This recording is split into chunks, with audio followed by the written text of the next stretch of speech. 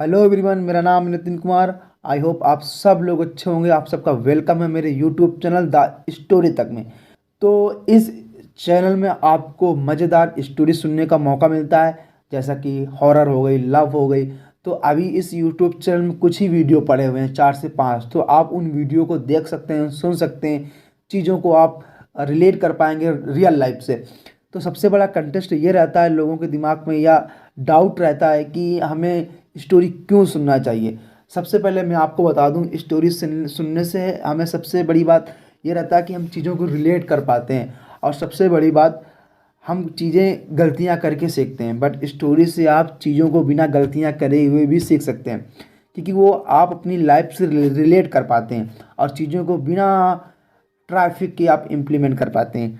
तो चलिए स्टार्ट करते हैं। तो इस कहानी का जो किरदार रहेगा वो डॉक्टर प्रभाकरण और उसकी पत्नी शांति रहने वाली है। और ये जो कहानी है वो 1980 के ज़माने की है। तो कहीं ना कहीं आप उस समय के लोग कैसे रहते थे, उनका व्यवहार किस तरीके से होता था, वो अभी से आप सीख जाएंगे या फिर आप रिलेट कर पाएंगे। तो चलिए स्टार्ट करते हैं। तो इस कहानी की शुरुआत होती है झारखंड के जिला सिंहभूम में एक तहसील है घाटशिला। आप ना नामों को थोड़ा कहीं ना कहीं आप याद कर लीजिए। जैसे कि झारखंड के जिला सिंहभूम में एक तहसील है घाटशिला। इस तहसील का उपनगर है मऊ भंडार, जो कि हिंदुस्तान कॉपर लिमिटेड की वजह से प्रसिद्ध है। मऊ भंडार में जहाँ कॉपर फैक्ट्री है, कॉपर मीन्स जो आपका मेटल होता है, मटेरियल होता है, ठीक है, वो कॉपर जो आपका लाइक पीला पीला होता है। वहाँ पास में ही कॉपर कॉलोनी है जो वर्कर्स के लिए बनाई गई थी। जो वहाँ पर वर्कर्स काम करने वाले थे कॉपर कॉलोनी में, यानी कि कॉपर लिमिटेड कंपनी में, उन्हीं के लिए कॉलोनी भी बनाई गई थी, ठीक है। इस कॉलोनी से थोड़ा हट करके मऊ भंडार वर्कर्स हॉस्पिटल है, जो स्थानीय लोगों के लिए बनाया गया था। तो सन 1979 में इस हॉस्पिटल में एक डॉक्टर तैनात था, प्रभाकरण।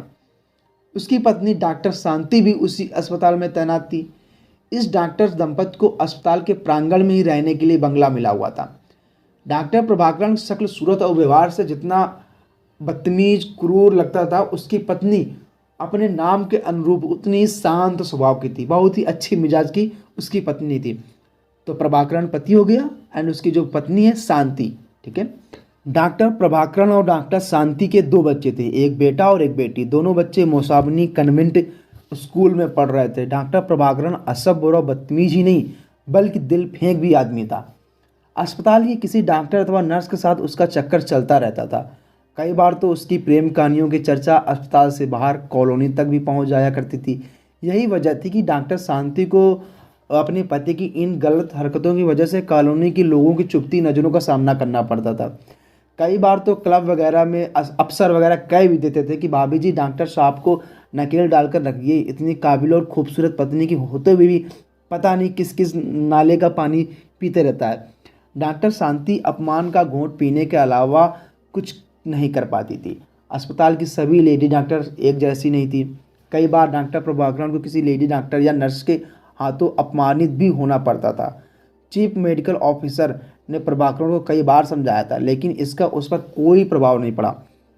कड़वे मीठे अनुभवों के बीच जैसे तैसे जिंदगी गुजर रही थी, तभी डॉक्टर शांत के जीवन में तूफान बनकर आई डॉक्टर हेमा। प्रभाकरण की दूर की रिश्ते की बहन की बेटी थी। उसकी नियुक्ति बतौर nurse Tata main hospital Tata Nagar में हुई थी। पूर्व में हेमा डॉक्टर प्रभाकरण से शादी के सपने देखा करती थी। दोनों की रिश्ते की बात भी चली थी, लेकिन प्रभाकरण ने हेमा का रिश्ता ठुकराकर डॉक्टर शांत से प्रेम विवाह कर लिया था। उस समय हेमा बहुत रोई थी।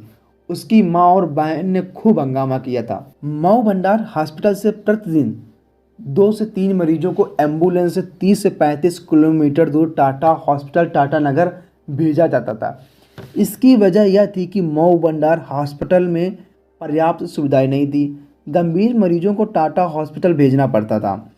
हेमा टाटा नगर स्थित टाटा हॉस्पिटल के हॉस्टल में रहती थी। शनिवार को वह अस्पताल की एम्बुलेंस से मऊ भंडार आ जाती है और सोमवार सुबह एम्बुलेंस से टाटा नगर लौट जाती है। मऊ भंडार में वह डॉक्टर प्रभाकरण के बंगले पर ही ठहरती है। डॉक्टर प्रभाकरण रंगीन मिजाज आदमी था। डॉक्टर शांति की मौजूदगी का लाभ उठाकर उसने हेमा से संबंध बना लिए थे। डॉक्टर शांति घर में नहीं होती तो प्रभाकरण और हेमा इसका जमकर लाभ उठाते थे। डॉक्टर शांति को अपने घर में हेमा की मौजूदगी अच्छी नहीं लगती थी। इसकी वजह यह थी कि उन्हें अपने पति की फितरत की अच्छी तरह पता था कि उसका पति कैसा है, लेकिन वह चाहकर भी इसलिए कुछ नहीं कर पाती थी क्योंकि हेमा उनके ससुराल के पक्ष से थी। जिस दिन हेमा मऊ भंडार आई होती है उस दिन डॉक्टर प्रभाकरण नाइट ड्यूटी पर था। काम सिखाने का बहाना करके वह हेमा को भी साथ रखता था। जब हेमा और प्रभाकरण की कहानियां सार्वजनिक होने लगी तो डॉक्टर शांति हेमा के मऊ भंडार आने पर आपत्ति करने लगी, लेकिन प्रभाकरण पर हेमा के मादक और मांसल शरीर का नशा छाया हुआ था। हेमा को लेकर डॉक्टर प्रभाकरण और डॉक्टर शांति के बीच अक्सर झगड़े और हाथापाई होती थी, जिसकी आवाज़ें बगल के बाहर तक सुनाई देती थी। सर्वेंट क्वार्टर में रहने वाले नौकर चौकर भी बंगले की कहानी खूब चटकारे से लेकर सुनाते थे। यह अलग बात थी कि उन सबकी सहानुभूति डॉक्टर शांति के साथ रहती थी।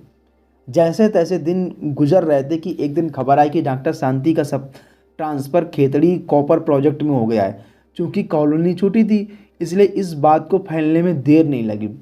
महीने भर के अंदर ही डॉक्टर शांति को अपने बच्चों के साथ खेतड़ी चली गई और वहाँ पर वर्कर्स हॉस्पिटल ज्वाइन कर लिया।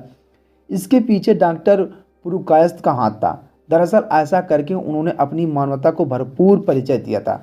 लेकिन डॉक्टर शांति के जाने के बाद प्रभाकरण ने अपनी पत्नी के डॉक्टर पुरुकायस्थ के साथ झूठे अवैध संबंध की कहानी सुनानी शुरू कर दी, जबकि पत्नी और बच्चों के जाने के बाद खुद और ज़्यादा बदतमीज और धूर्त हो गया था। अब उसे कोई रोकने टोकने वाला नहीं था। हेमा का टाटा अस्पताल से मऊ भंडार आना जाना चलता रहा लगातार। हेमा की पोस्टिंग मऊ भंडार वर्कर्स हॉस्पिटल में हो जाए, इसके लिए प्रभाकरण कलकत्ता ऑफिस में हर तरह से जुगाड़ बैठा रहे थे। इसलिए अब हेमा ज़्यादा दिन मऊ भंडार में ही रहा करती थी। शांति के चले जाने के बाद प्रभाकरण और हेमा ने निर्लज्जता की सारी सीमाओं को पार कर दिया। टाटा अस्पताल का हॉस्टल छोड़कर वह मऊ भंडार में ही रहने लगी थी। ड्यूटी के लिए अब वह मऊ भंडार से हॉस्पिटल की एम्बुलेंस से टाटा नगर आना जाना करने लगी थी। डॉक्टर शांति के जाने के बाद हेमा और प्रभाकरण साथ साथ रहने की बातें धीरे धीरे पुरानी पड़ने लगी। प्रभाकरण और हेमा जल्दी ही केरल जाकर शादी करेंगे।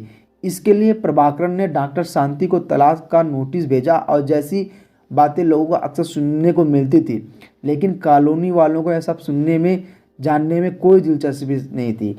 इसी बीच अफवाह फैली कि डॉक्टर प्रभाकरण की नज़र डॉक्टर शांति की जगह पर डॉक्टर मधु करकेट्टा पर है। उसे रिझाने के लिए वह उसके आगे पीछे घूम रहा है। प्रभाकरण संताली सौंदर्य डॉक्टर मधु करकट्टा का उपासक बन गया। यह जानकारी मिलते ही हेमा किसी घायल नागिन की तरह फुफुकाकर उठी और आए दिन दोनों के चीखने चिल्लाने की आवाज़ें हॉस्पिटल परिसर में गूंजने लगी। ऐसी बातों को फैलाने में सर्वेंट क्वार्टर में रहने वाले ही हवा देते थे। हम मऊ भंडार हॉस्पिटल में हेमा की नियुक्त होना निश्चित हो गया था कि अचानक हेमा केरल चली गई। उसे केरल के किसी हॉस्पिटल में अच्छी नौकरी मिल गई थी। यह बात प्रभाकरण ने लोगों को खुद बताई।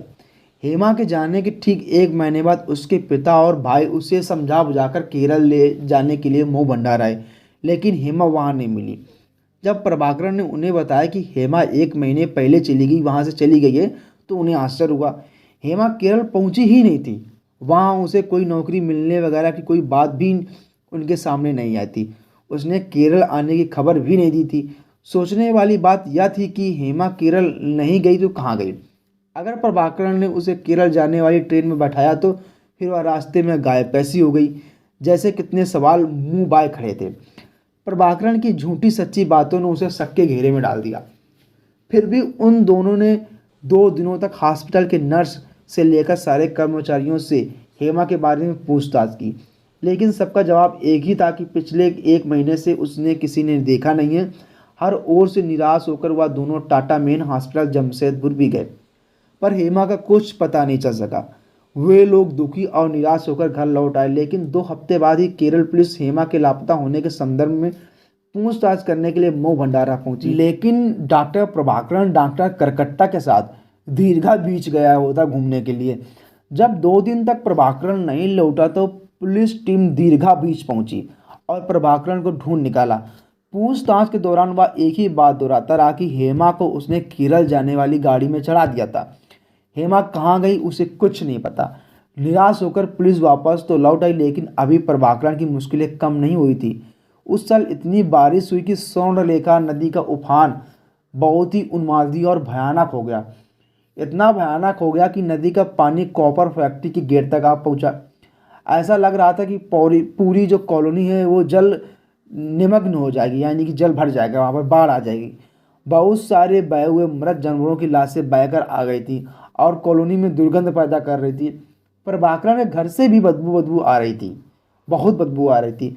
इसी बीच केरला पुलिस सादे कपड़ों में फिर से मऊ भंडार आ पहुंची। उसने हॉस्पिटल में ही प्रभाकरण को जा घेरा। सबकी मौजूदगी में जब प्रभाकरण के बंगले की तलाशी के लिए खोला गया तो मारे दुर्गंध के लोगों को नाक पर रुमाल रखनी पड़े। जिस कमरे में भयानक दुर्गंध आ रही थी उसमें टीन का एक बक्सा रखा हुआ था। पानी उस बक्से में बहकर बाहर आंगन में आकर नाली में मिल रहा था। पुलिस ने जैसे ही बक्से को खोला वहां खड़े लोगों की रूह कांप उठी।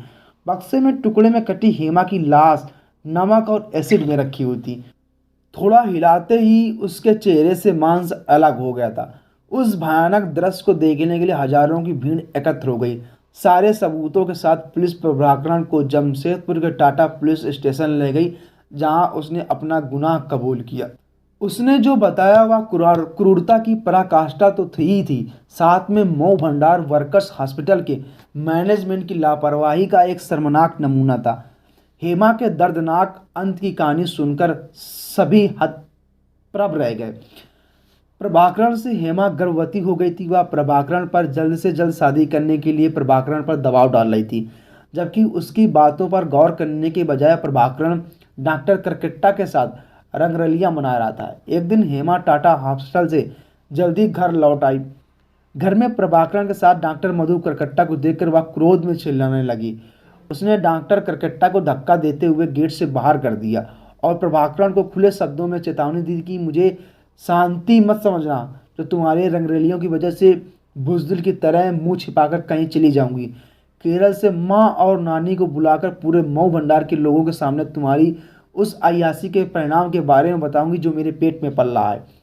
वैसे तुम्हारी रंगीन मिजाज की बातें सभी जानते हैं। उस चुड़ैल डॉक्टरनी का तो गला दबाकर खून भी पी जाऊंगी। तुमने जल्द से जल्द शादी नहीं की तो मैं पुलिस के पास जाकर तुम्हारी कारतूत के बारे में बताऊंगी। उस वक्त उसकी चीखें बाहर तक सुनाई पड़ रही थी। हेमा की धमकियों से प्रभाकरण को बहुत गुस्सा आया, फिर भी उसने सॉरी कहते हुए हेमा से क्षमा मांग ली और जल्दी शादी करने के लिए उसे आश्वासन दिया। इस घटना के 2 हफ्ते बाद ही एक रात उसने हेमा को नींद में दवा डालकर पिला दी और उसी रात उसने गला दबाकर उसकी हत्या कर दी। प्रभाकरण के अमानवीय कृत्य का अंत यहीं तक नहीं हुआ। उसने ऑपरेशन थिएटर से तेज धार वाली औजार लाकर हेमा की लाश के टुकड़े किया और एक बड़े बक्से में रखकर नमक और एसिड डाल दिया। इस काम में डॉक्टर करकट्टा ने उसका साथ दिया। प्रभाकरण अगर चाहता तो हेमा की लाश के टुकड़ों को एकाएक करके बड़ी आसानी से फैक्ट्री गेट तक उफनती हुई स्वर्ण नदी के पानी में फेंक सकता था, जो उसके बंगले से 100 कदम दूर पर ही थी। लेकिन घर में इतने दुस्साहसी काम को अंजाम देने वाला प्रभाकरण ऐसा करने की हिम्मत नहीं जुटा सका।